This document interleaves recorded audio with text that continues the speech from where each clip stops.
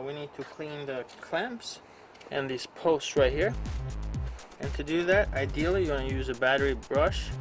This part will clean the terminals, and this part right here will clean the clamps. So you can just insert it, clean the clamps.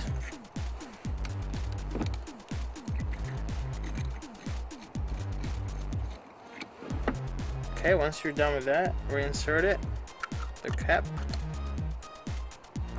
and then insert it on the post and twist it to clean the post. Now if you do not have one of these battery brushes, what you can do is just use sandpaper. It's a little bit more difficult, but you can still achieve the same results.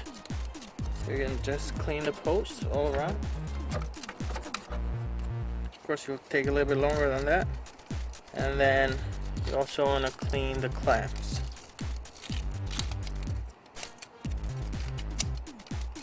So do that the same for this side. Just take a little bit longer to clean these really well.